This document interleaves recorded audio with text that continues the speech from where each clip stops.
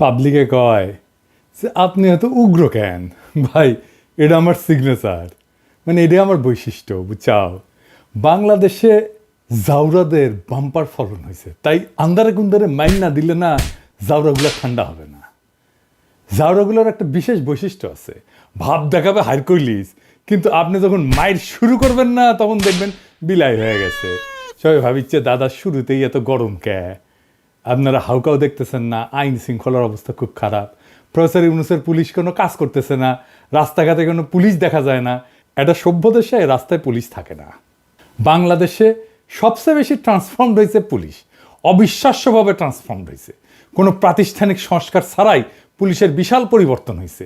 কী কী পরিবর্তন হয়েছে আসেন দেখি। 1 নাম্বার, দাঙ্গা পরিস্থিতি সামলানোর পদ্ধতি এবং শক্তি প্রয়োগের মাত্রা বদলাইছে। 2 নাম্বার, তদন্ত এবং অপরাধ উন্মোচনের দ্রুততা আসছে।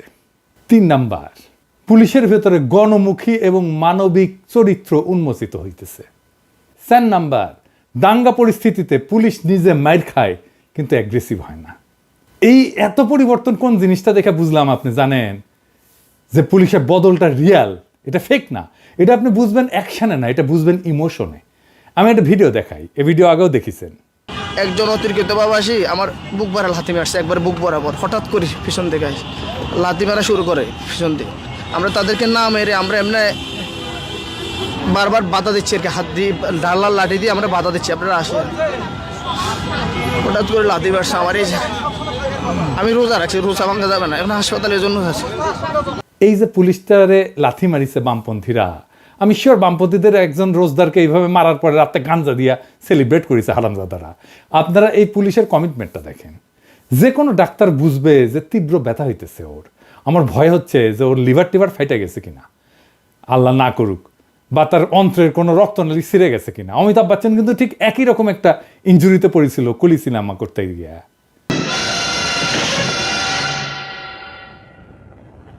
যাই হোক, পুলিশটা এখন কেমন আছে একটু জানায়েন আমারে, আমার খুব জানার ইচ্ছা কেমন আছে বেচারাটা।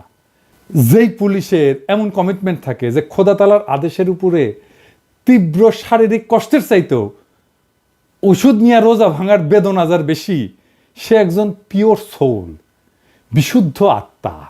এইবার আমার দেশবাসীর কাছে প্রশ্ন, পুলিশ আক্রমণ করেনি, আপনারা জানেন।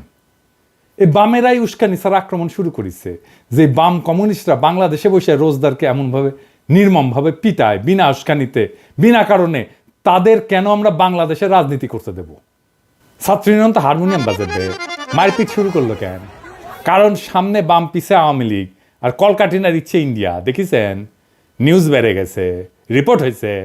আর এই যে ভিডিওটা দেখেছেন না, এই যে গলা ফাটায় পিনাকির বিরুদ্ধে লড়তে হবে একসাথে, একসাথে মানে বুঝেছেন তো, একসাথে মানে হইতেছে আওয়ামী লীগ সহ আর কি, বুঝছাও।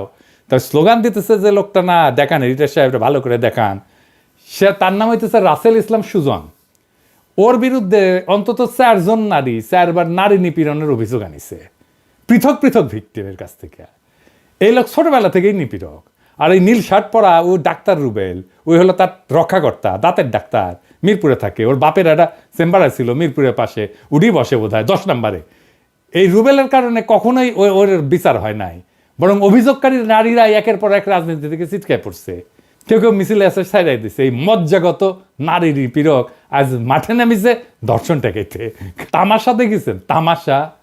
তো উই তো লড়াই করবার চাই, তাই না?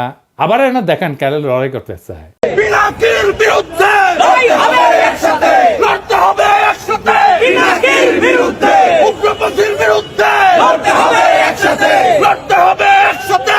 উগ্রপন্থীর বিরুদ্ধে কমরেড, কমরেড, গড়ে তোলো ব্যারিকেড, গড়ে তোলো ব্যারিকেড, কমরেড, কমরেড। আমার ক্ষুদ্র ভ্রাতা আর ভগিনীরা সবাই তো পিনাকি। তোর যখন হাউস হচ্ছে লড়াই করার, আমার ক্ষুদ্র ভ্রাতা ভগিনীরাই লড়াই করে দেবিনি, কামে লেগে যান। অনেকে কবে যে আপনি এখানে অনিরাপদ করে দিতেছেন। ভাই, লড়াই তো উই করতে চাইছে, আমি তো চাই নাই, তাই না? আমি কেন ওর জীবনের একটা স্বাদ অপূর্ণ রাখবো বলেন? কেউ আমার কাছে একটা জিনিস চাবে আর আমি আমার সামর্থ্য থাকলে দিব না, এটা তো হয় না, তাই না? এটা কি করা উচিত বলেন? লড়াইয়ের ভিডিও পেটে